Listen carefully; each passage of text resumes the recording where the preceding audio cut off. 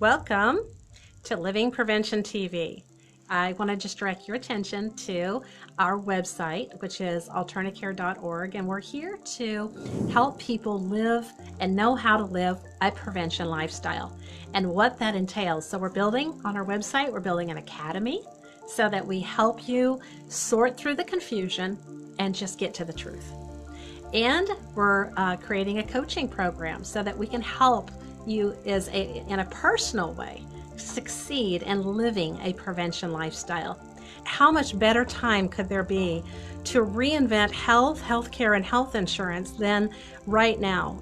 The corona catastrophe, the corona paranoia. I mean, there's a lot of words we could put with corona here at this point in our lives. It's definitely made an epic impression on everyone, as did the Spanish flu 100 years ago.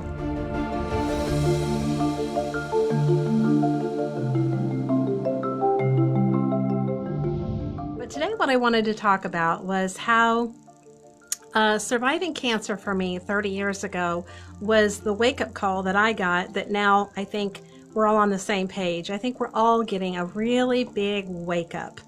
And you know, it's not a bad thing to get a wake-up, because a lot of the things that have led to this, just like a lot of things that I had done in my life, were actually the lead up to the crisis. So, you know, Einstein's insanity theory, right, doing the same things expecting different results, is the reason why what cancer did was it showed me the power of change. It showed me the power that we all have when we make new decisions and we get new outcomes. So that was really profound to me, because not only did I know nothing about prevention, I sure didn't have any clue as to how the body worked.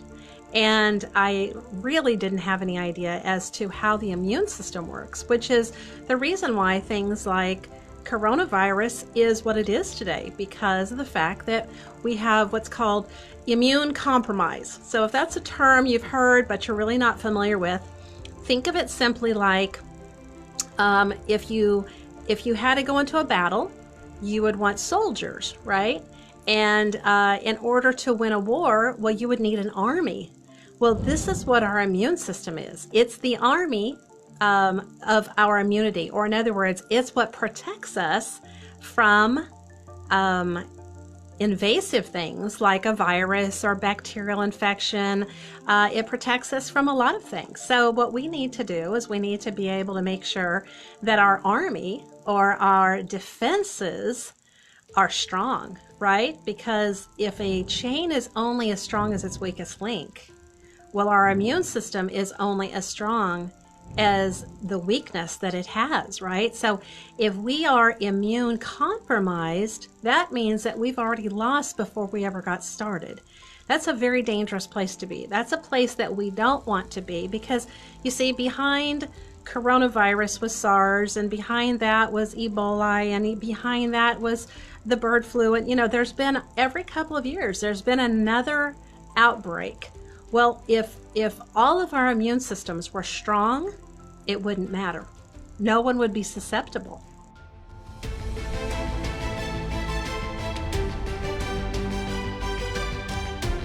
I want to talk to you about what I learned when I faced this life-changing diagnosis of cancer. You know, they call it the unthinkable for a reason, because, well, most people don't want to think about what they do or how they would feel if it happened to them, and I was one of those people.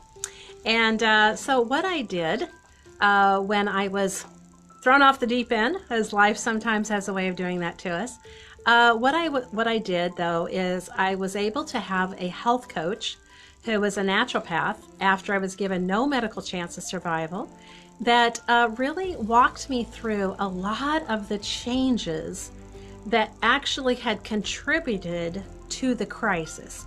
So often we think it's like one thing, like what's the one thing? And I remember as a young person, I remember and I'm dating myself here, but I will just say in the mid-70s, I remember eating dinner and the news was always on, and it seemed like almost every night it was something else that they were attributing to a cause of cancer. And it really just kind of became a bit of a cynicism after a while. It's like, well, what doesn't cause cancer? You know, it was hot dogs cause cancer and grilled food cause grilling and you know, blah, blah, blah. I don't even remember. I just remember, you know, as a young person, that it really kind of desensitized me, and it didn't make sense why they were always announcing what caused cancer, obviously so that we would avoid it. I got that part, but it seemed rather confusing. And so, you know, when people are confused, well, nothing happens. Change doesn't happen. They call it analysis paralysis when people are confused, and I was one of those people. And so because I was, well, change didn't really affect me, and it sure didn't affect my thinking. Now, when I faced a life crisis, that was a different story. I had children, and they needed their mother. So I had to make sure that I did everything I could, whatever that took, whatever changes that took. And, you know, sometimes, you know, when we hear about a diet, or, you know, a doctor tells you, well, you've got to change this or that, and we're really resistant to change. And the reason why we're resistant to change is because the way we think.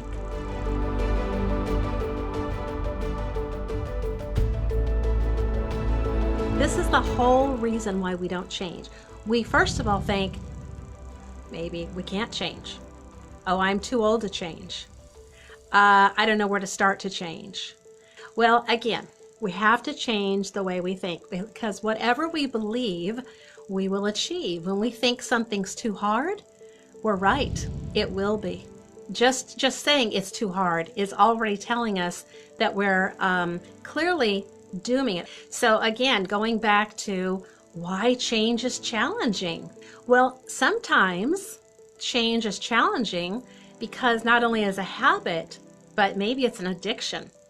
You know, that's one thing that a lot of us have had to realize about ourselves, that maybe we are an addict to, you know, alcohol, right? Maybe we like to medicate our pain, or maybe we have an addiction to food.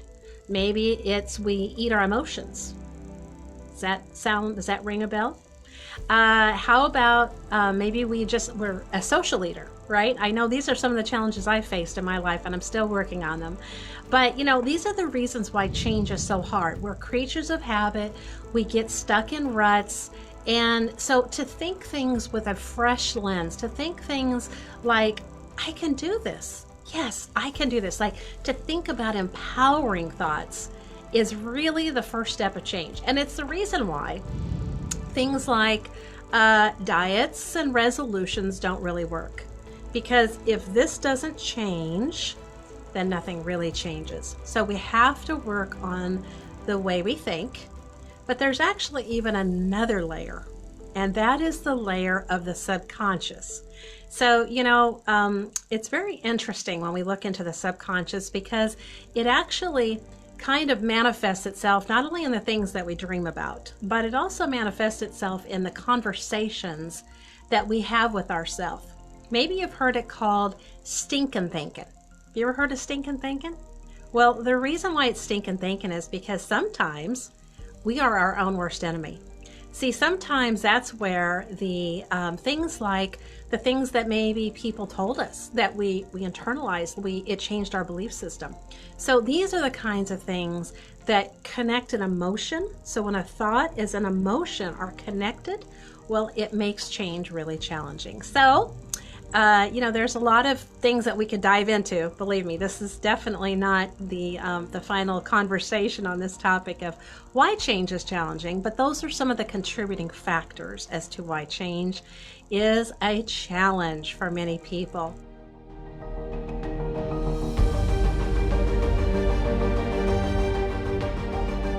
Anyways, and so what I wanted to do is just talk about why things like, you know, coronavirus and cancer. Okay, these are issues that just tell us that the same thing is wrong.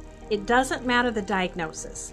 It only matters that the immune system has been suppressed. Or let's say you lived in an ancient times and your whole protection was living inside of a walled city. Okay, so now you know that your protection is those walls, but what if the doors are left wide open? What happens to the protection of the walled city? We know, don't we? Yes, we're completely vulnerable to enemy attack if we were in that situation. So this is why the immune system is the whole reason we are alive today, and it's the reason why we have any measure of health or any measure of concern. We have to have immunity.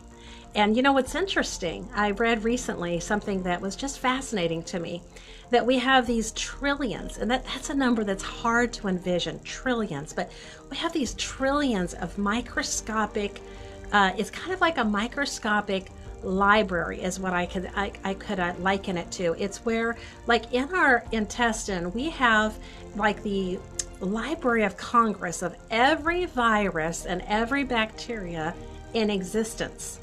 And when our immune system recognizes what's coming, it builds immunity because it recognizes it from what it has. So this is the reason why when your immune system is strong and it's working, see the things like, you know, viruses or diseases like autoimmune diseases, the body can self-correct. And so this is really, really important to understand.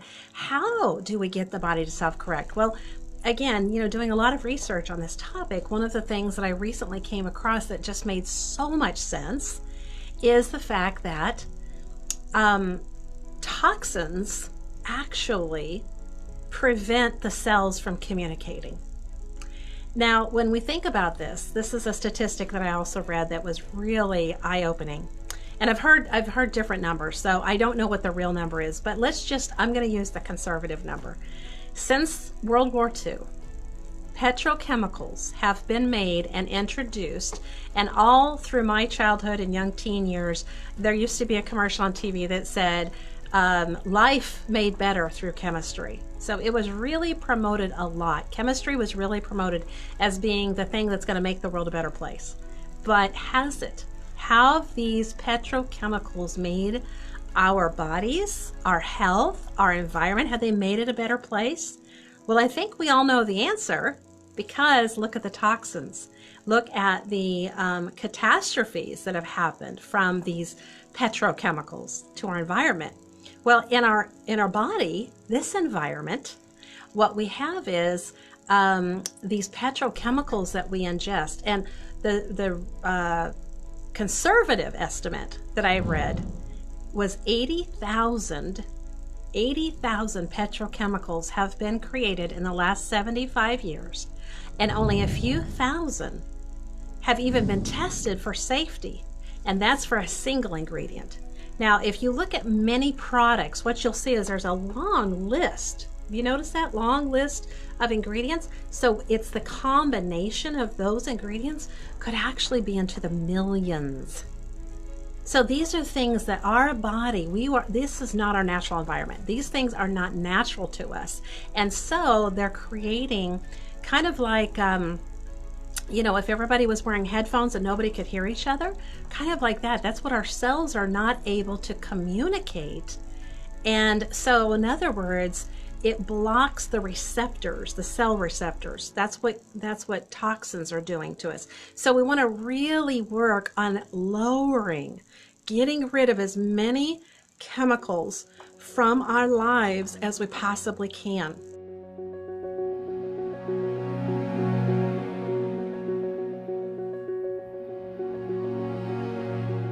And what's so beautiful is there are so many things that we can do that are more effective and completely natural and non-toxic, and there's no harm to human life, to animal life, or the planet.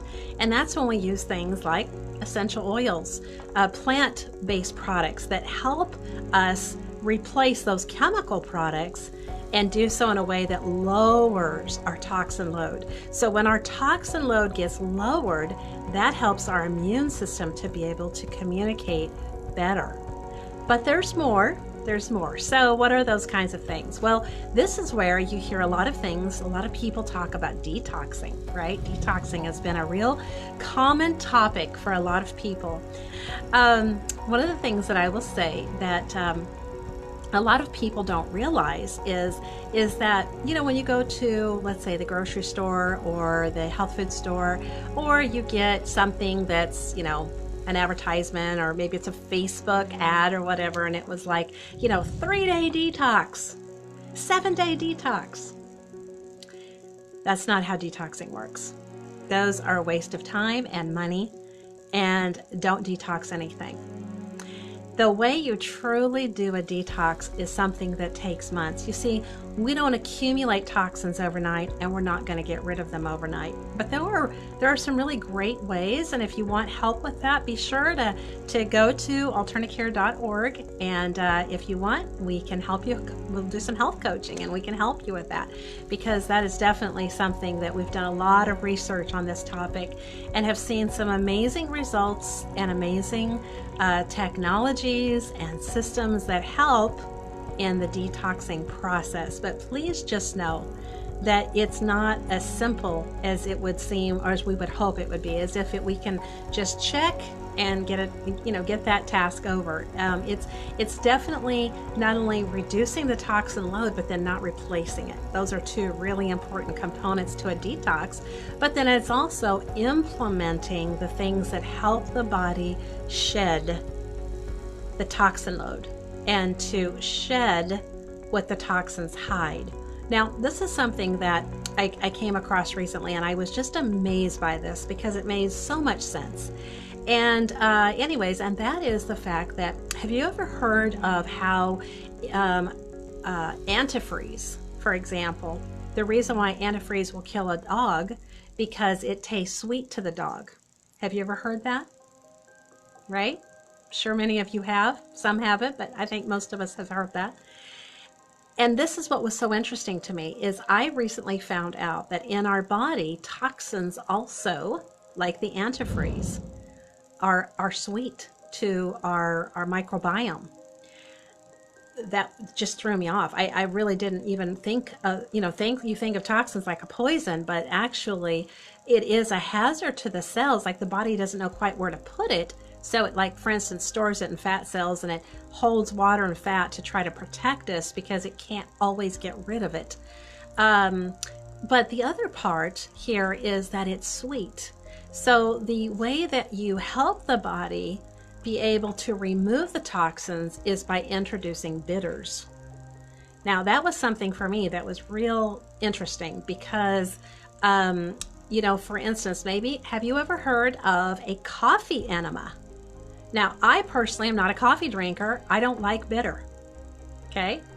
But this coffee enema, if you do some research on these, what you will find is that they're a really great way to detox the liver, and the liver is core, just like the colon is, to a detox protocol. So let me just start with just saying that whenever you detox, you have to work from the bottom up. So the first organ to detox is the colon. And then you can do the liver, gallbladder, and kidneys, and you can keep working up. So these are all filters, okay? And, if a car has an air filter, let me get the fingers up here, air filter, oil filter, and fuel filter. So when the filters are plugged in our car, what's our car's performance? Definitely not what it would be if it were in optimum performance, right? If everything was clean. So we have filters too. We have the liver, we have the lungs, right? And we have the kidneys. Those are three specific. We have more filters than that, but those are three really specific livers. It's really important for us to keep clean. And so the way that we would do that is doing something like a liver detox. First clean the colon, and then start working on the liver through this coffee. Now, the coffee is the bitter. It's the bitter that the toxins don't like. And thus, it helps the body know how to identify and be able to push out the toxins. So just really fascinating information. Just so many nice little ways that we can live a prevention lifestyle so that we don't live a consequence lifestyle. That's really what we want to talk about here, is not living consequence. Living prevention, not prescription. Living prevention, not consequence.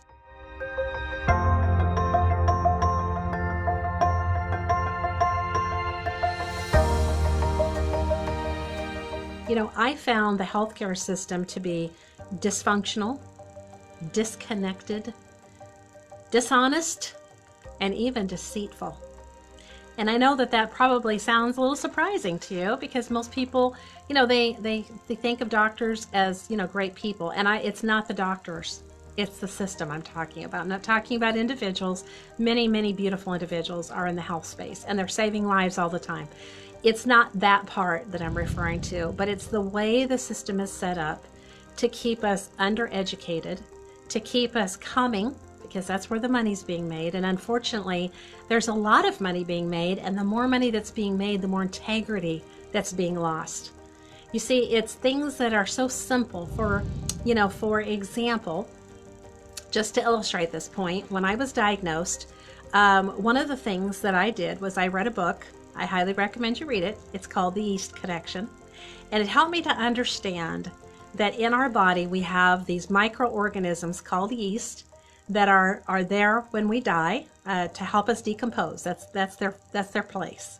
Now, what I found is that when we do things like take antibiotics or birth control or have a high stress life or have chlorinated water, there are a lot of things that will actually create a disruption or an imbalance in our gut, so that now we don't have the immune system. So we're back to that walled city. So our walls are down, our gates are open, and then things like a health crisis can happen. So it doesn't matter if it's a 2020 coronavirus or if it's a autoimmune diagnosis. All of these things are happening because the microbiome in the gut is imbalanced, disrupted, and not working.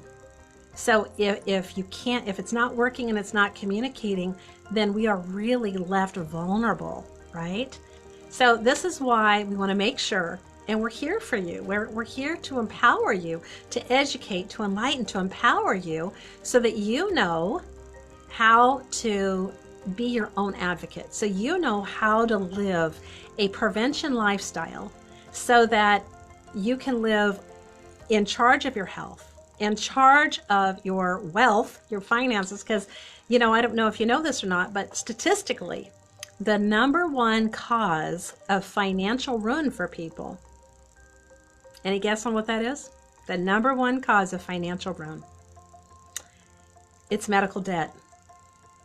So when I said earlier about the healthcare system being deceitful and dishonest and dysfunctional and disconnected, well, it's because there's just all this money that can be made when people don't understand how to keep themselves healthy, how to put themselves in an optimum place of wellness so that illness is the result.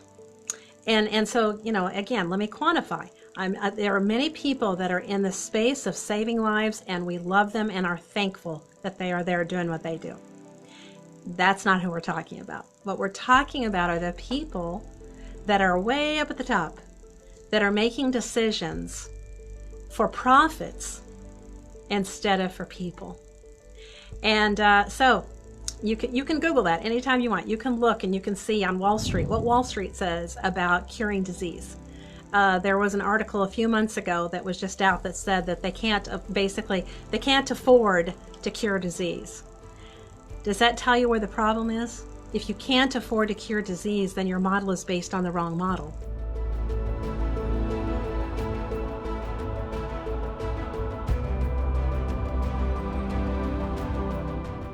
You can take your power back, though. See, that's why we want to be here, to help you know that your advocate here is us at Living Prevention TV and at the AlternaCare Foundation. We are here for you because we want to make sure that you have the truth distilled.